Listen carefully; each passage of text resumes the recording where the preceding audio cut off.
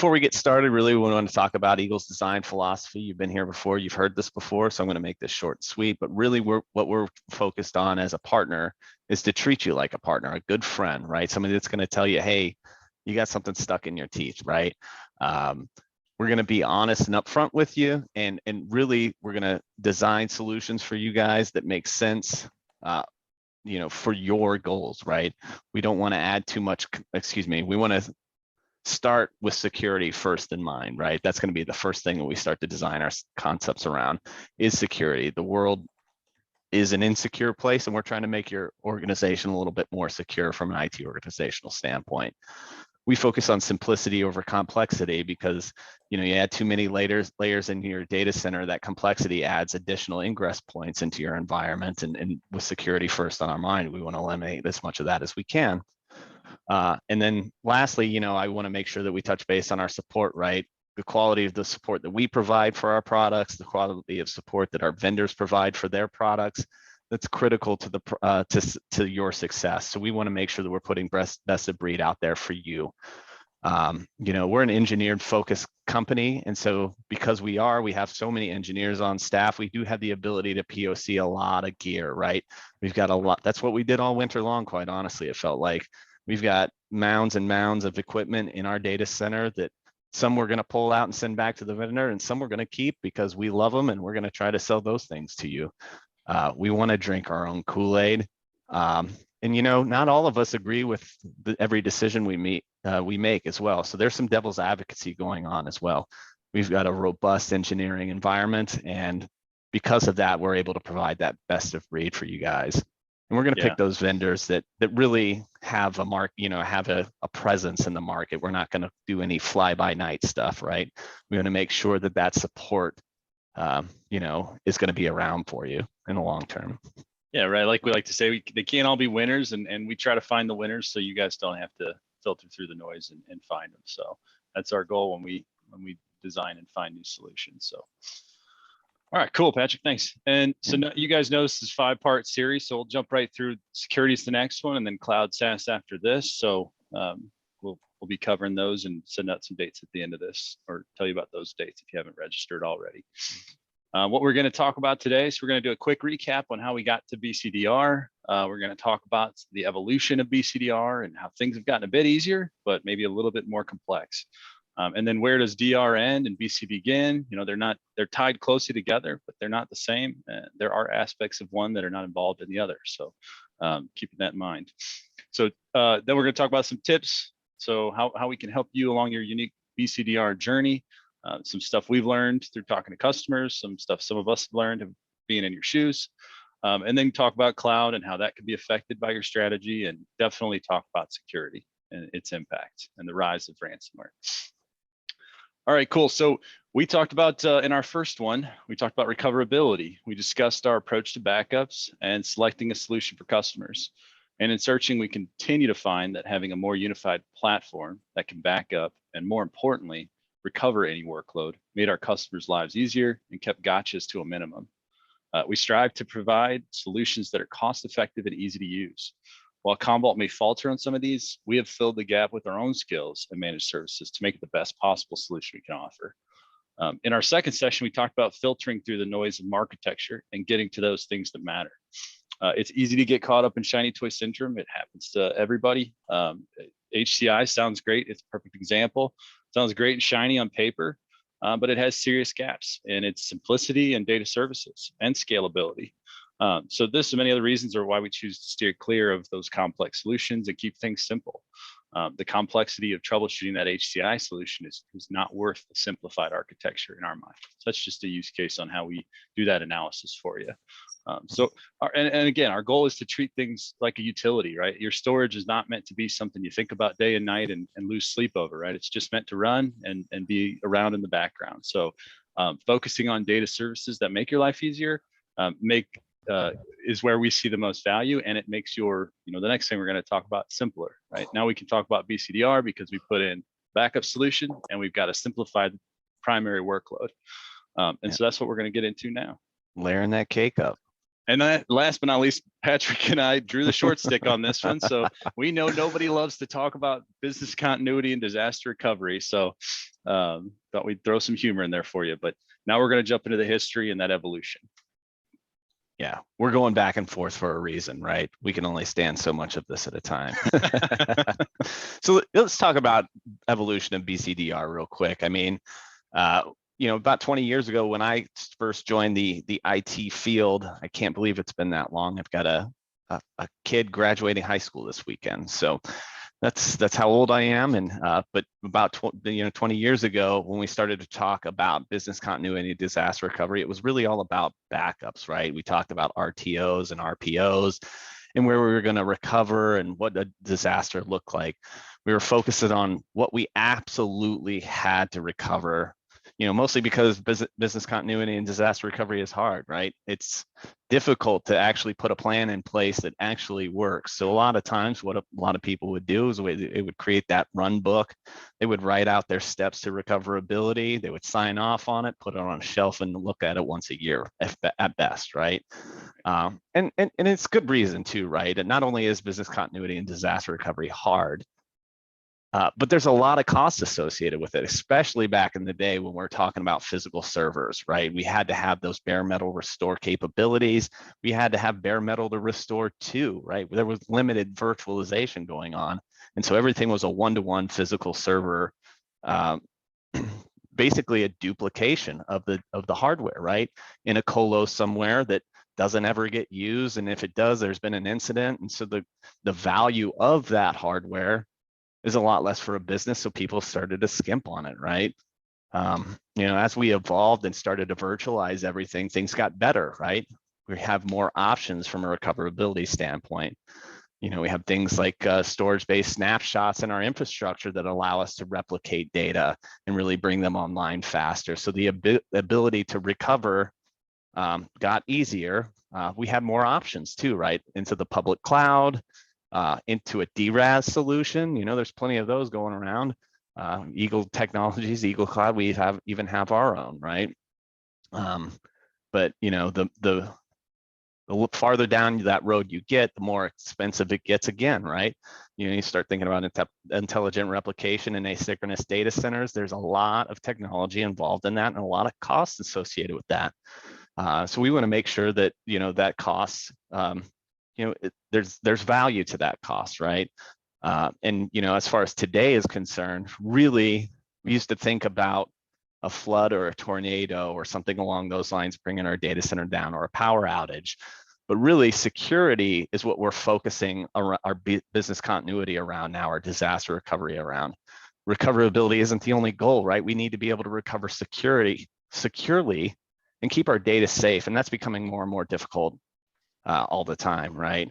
The risks associated with that, are greater, right? And everybody has stake in the game. Everybody from the backup, the backup guy to the CEO, right? Everybody has an onus on security at this point. So we really need to focus on that when we're talking about business continuity.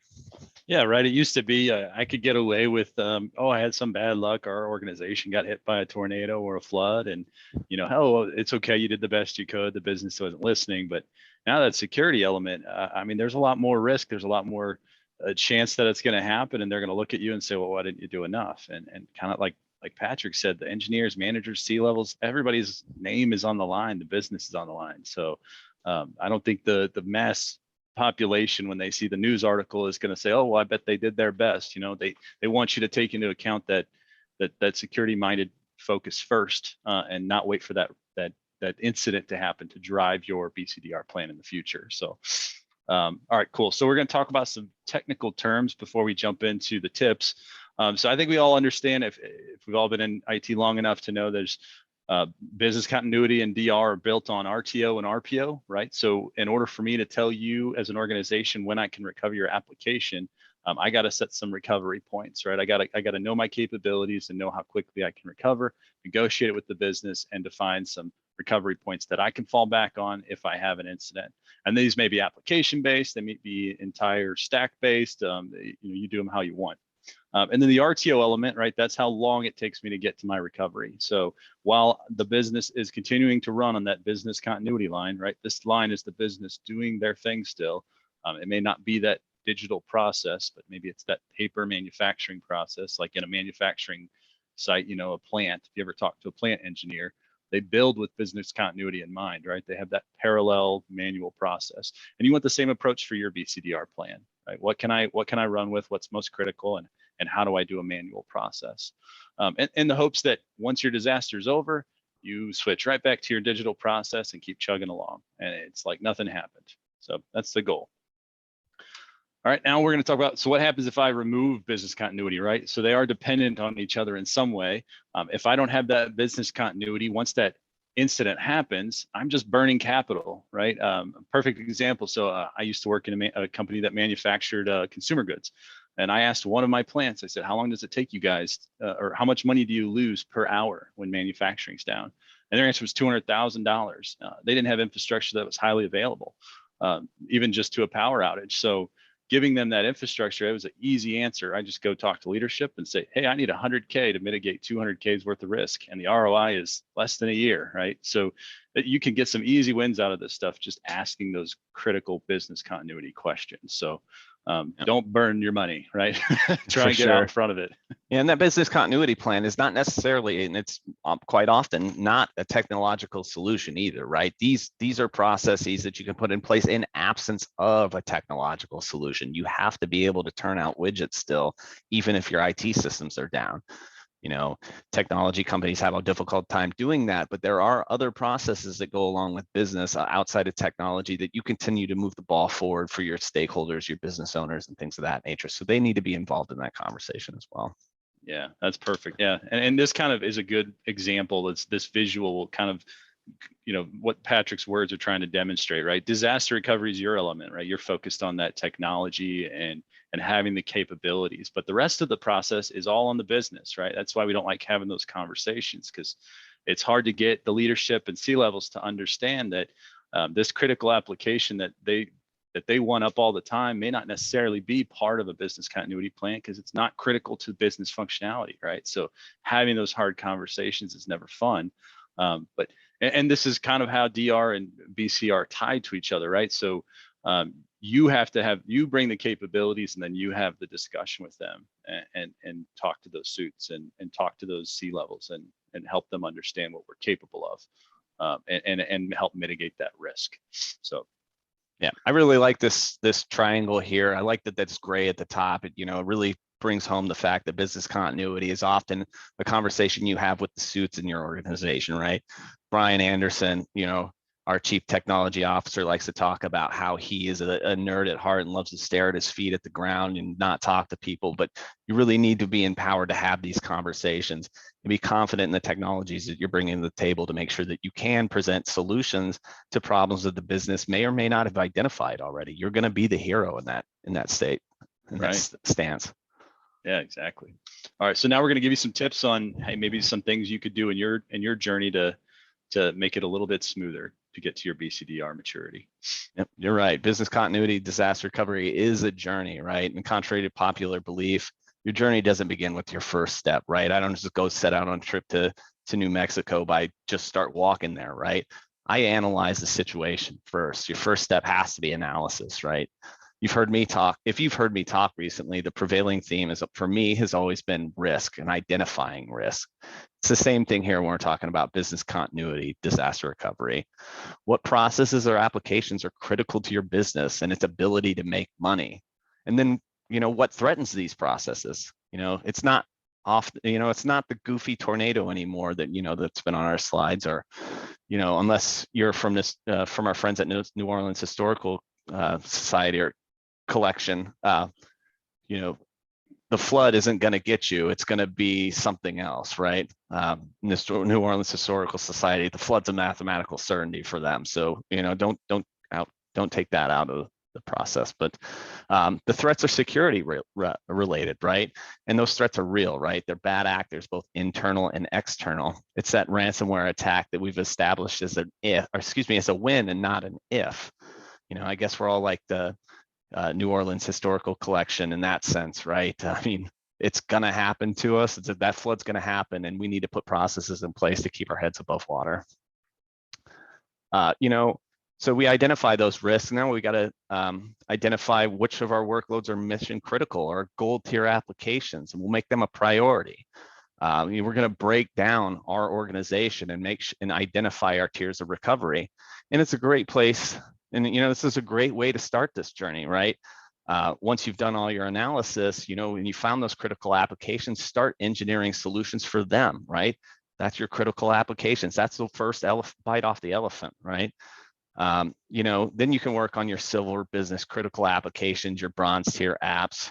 It's really just about making a plan and figuring out how you can implement that plan in an effective manner, and having those tiered, those tier recovery options is a great way to break this thing down and make it more edible, as it were. Once we've identified risks, we need to review our arsenal, see what we have in our toolbox, that can help us in the event of a disaster. Do we have our primary storage snapshots and replication going on? Do we have backup and recovery operations that we can fall back on? Have we tested those things? Do we have any automated processes that we can make that faster? Can we improve our SLAs? Can we improve our recovery time objectives? But really, the other part about this, and it's a major part about it, is business impact analysis. Quantify the impact of an outage. How much will this business cost? Dustin was talking about it earlier. They mentioned $200,000. That's a great way to be able to find out how much money you should spend to mitigate that risk. Ultimately, this is going to be a decision made by the business, but your role as an IT professional is to provide those solutions for these problems, identify those risks, determine how to mitigate them, and then beg for the money to get it done, right? Right. Yeah. Knowing the business impact is leverage to gaining the economic resources that you're going to need to put your business continuity / disaster recovery into place. Yeah, I like we talk about costs a lot too with business impact analysis, but think about the healthcare organizations too. They're not worried about cost as much as they are about health and patient care. So then it's less about I'm trying to save us money. No, I'm just trying to keep us, saving lives. So, taking that serious and using that to leverage your capabilities or make sure you've got the capabilities to do that recovery. It's critical in my mind. So yeah, most definitely. So you make that plan and you start designing your solutions that you're going to put in place. You've got the funding. You start to implement those solutions. You're going to do that based on that tiered response, right? We've got some near instant IT resilience when we're talking about our gold applications, maybe some Zerto or SRM, some automated failover of workloads into a disaster recovery scenario. And then we've got some silver, those business critical applications that maybe traditional backup and recovery operations is going to be good enough for you. And you can see on the little graph there that gold mission critical applications come back online really quick, and maybe we put those, we back burner those silver business critical applications, and definitely the bronze applications or workloads, so that we can get those primary workloads on up and running at the same, as soon as we possibly can, and then we can fall back on some more traditional backup and recovery operations. We can improve that timeline too if you've got some instant on capabilities from a recoverability standpoint. But the fact of the matter is those bronze, those meta workloads, the test dev workloads, the thing, you're not going to do much innovation in the event of a disaster. You got to be focused on getting those primary applications up, those primary workloads up, and getting the business running again. Yeah, that's right. It becomes more of a distraction when you have everything in one bucket, right? I feel like this kind of helps you eat the elephant, right? If I'm going to focus my effort on recovering the business, I know exactly where to focus because I've defined my mission critical applications, and I don't have. It feels like I'm not taking on as much to do recoverability. So just thinking it in that light, just breaking it down, going through this process can help you immensely. Take the big elephant in the room and make them smaller, or take chunks out of them. So great way to manage your resources, right? Your human resources. We all know what we're focused on. Yeah, and our capabilities and how overstretched we might be already. So knowing where to focus our efforts is important. And then also talking about implementation, right? So once we have our process designed and planned and everything ready to go, we implement it. We need to have something to continually protect that process and make sure that it doesn't that it doesn't fail, and that we don't have new applications that fall by the wayside and don't get added into this process. So, in my past, I worked as part of one of those healthcare organizations, one of the biggest employers in St. Louis or in Missouri, and they took this process very seriously, right? They put a lot of effort into their BCDR planning, knowing that impacted patient care. So as part of their process to any new server application, there was a group of architects whose job was to make sure that when that application came in, they designed architecture for it. They knew what its capabilities were, and they knew how to slot it into this, gold, silver, bronze ranking system, and make sure that their capabilities could meet it, because they couldn't take the risk that patient care could be impacted. So, having a process like that where you're the gatekeeper into the organization's infrastructure, this is the perfect time to insert that BCDR conversation. It's harder to come at it after the fact, right? And say, just like when you try to right size a VM, it's harder to take it away than it is to talk about it right at the start. So go ahead, Patrick. Yeah, well, it's just like you said, a continual process. You don't want to get behind the 8 ball. Once you've done all this work and you've had all these difficult conversations, you need to continue to have them. It's an ever evolving thing. There's never a time where you can just put the book up on the shelf and rest on your laurels. It's just not the way it goes, right? At the bare minimum, we need to be testing these plans and these implementations and these processes to make sure that they work, right? Everything from simple tabletop exercises, walking through, making sure everybody knows their roles and responsibilities, what the hierarchy of the applications are, which are our gold tier applications, how do we recover those things, how do we validate those workloads, all the way to a complex full scenario where you simulate a disaster and you actually fail over your workloads, right? You actually do the process, you go through the recovery operations, you allow people to access the disaster recovery site and continue to do business. I mean, there's any flavor of that, and there's no such thing as a failure here, right? I mean, you will learn something from testing. You will learn that there's a process that doesn't quite make sense or a better way to turn these machines back on. You're going to learn new things, and really, testing should definitely be part of your onboarding process too. You add to your IT organization, these people need to know what their roles and responsibilities are in a DR scenario as well. Start with that, because quite honestly, you're going to learn about the infrastructure, and you're also going to be able to onboard that person so they are effective when inevitably that disaster happens on day 2 of their employment. Hopefully they don't just, dust their hands off and walk away from you. Yeah, right. Yeah, having them ready, man. The weakest link. You don't want that new person to become your weakest link in that disaster, right? So, sure. or like I like to use the analogy of an athlete, right? If I get a new athlete on my team, it's not like I'm not going to practice with them, right? They need to know their strategy before the big game. So, it's the same approach. So, all right, cool. So.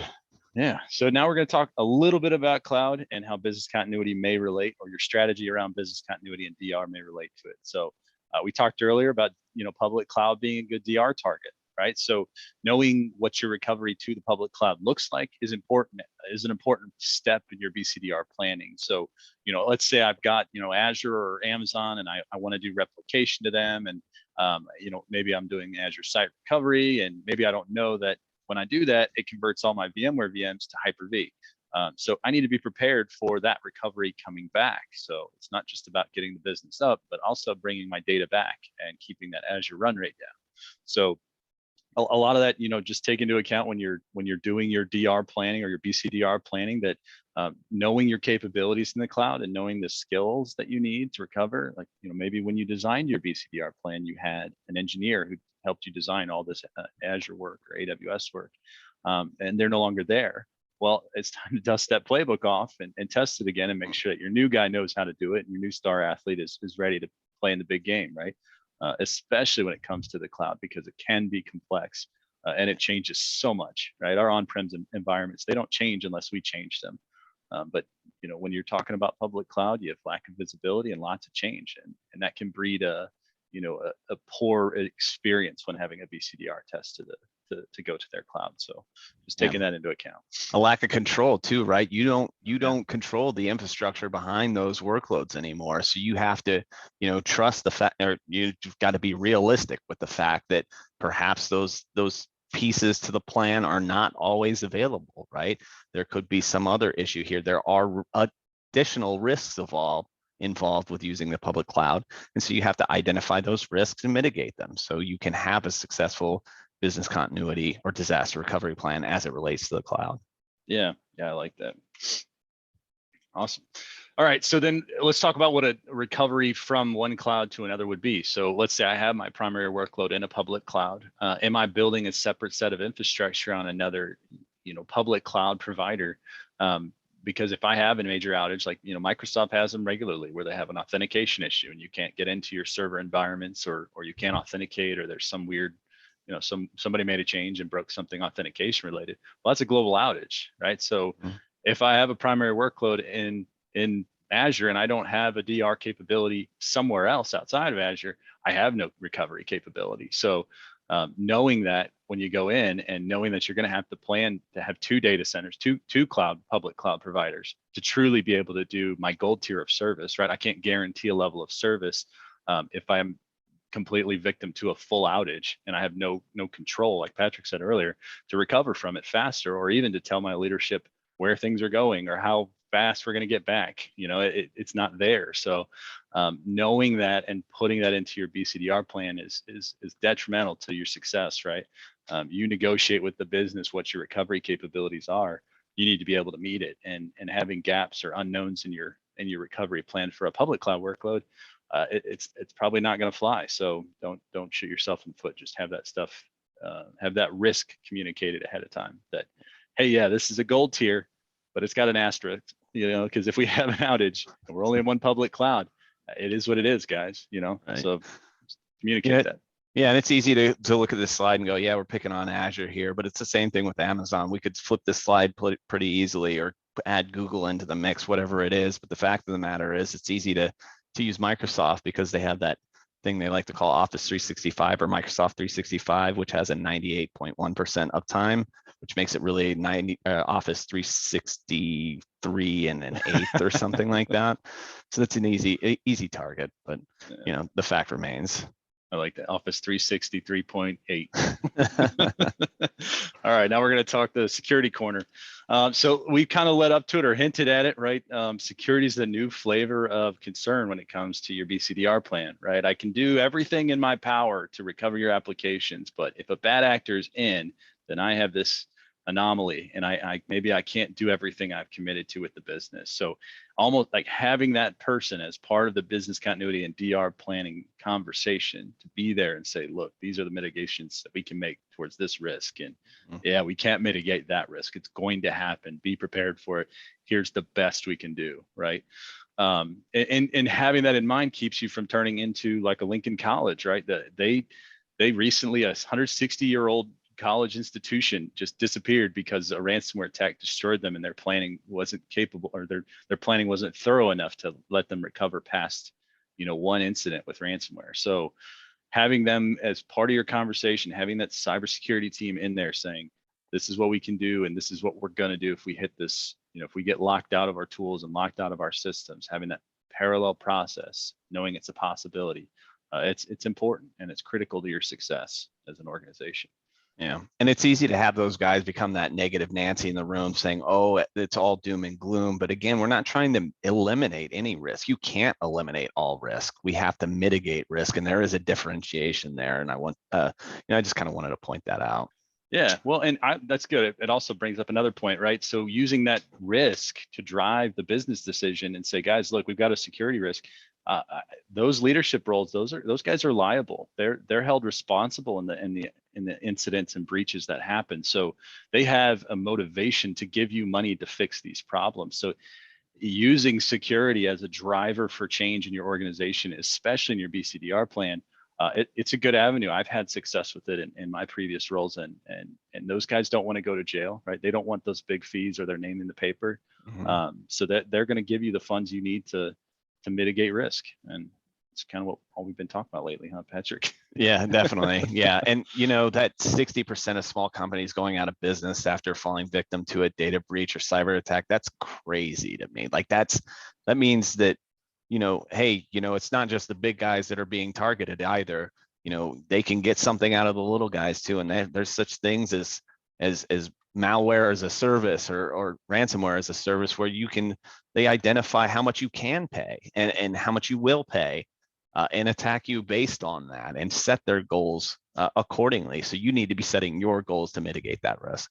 Oh yeah, didn't we hear our cybersecurity guys say that they're basically selling, Mm-hmm. hey, I've breached an organization. Here you go. You can go buy it. Little Yep. hacker, and Mm-hmm. just kind of making their job easier. So yeah, just knowing that those threats are out there and mitigating for them is important.